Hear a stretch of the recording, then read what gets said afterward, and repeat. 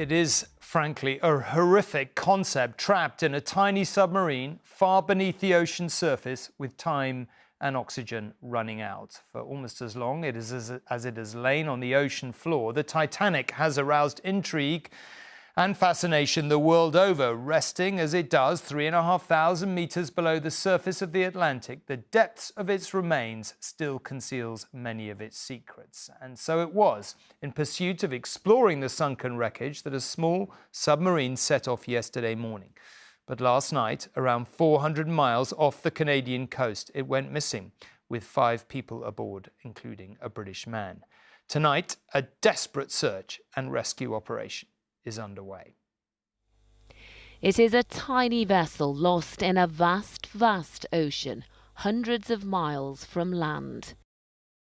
The submersible was on a mission to view the wreck of the Titanic in these deep, cold waters.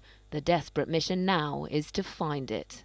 Yesterday afternoon, we were notified by the operator of the submersible vessel that it was overdue, and it had 5 persons on board. We understand from the operator of the vessel that the vessel was designed with a 96-hour sustainment capability if there was an emergency on board. And so we're using that time, making the best use of every moment of that time to locate the vessel. The crew set off from St. John's in Newfoundland, Canada on Friday towards the Titanic. That's a distance of roughly 370 miles.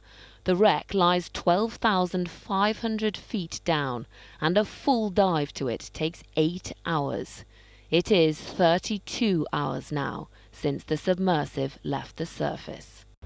This is the second year we've been out to the Titanic. This is the sub designed to reach the sea floor and travel the depths of the Atlantic Ocean.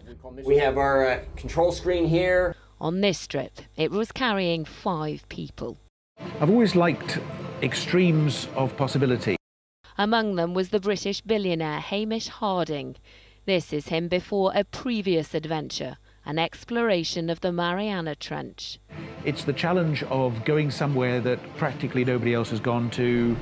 And this is him yesterday, the last photographs posted on his company's social media account before the expedition vessel disappeared. We really are focusing on the science around it. We want to document what the wreck is like now and also try to predict what it'll be like in the future. OceanGate is the company that runs these voyages at a cost of £200,000 a seat. There is now a frantic search for their vessel and its crew in a race against the clock. But the submersible, on a trip to see the most infamous of all maritime disasters, should have been seen or heard from by now. And as more time elapses, so too does hope.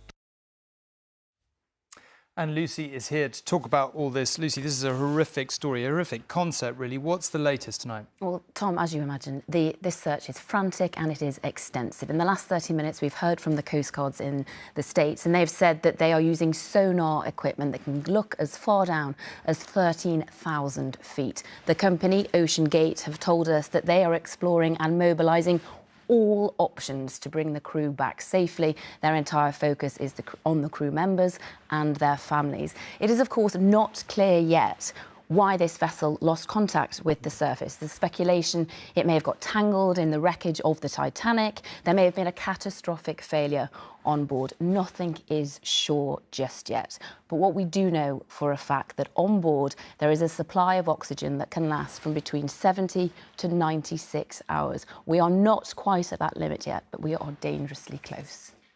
OK, Lucy, thank you very much indeed.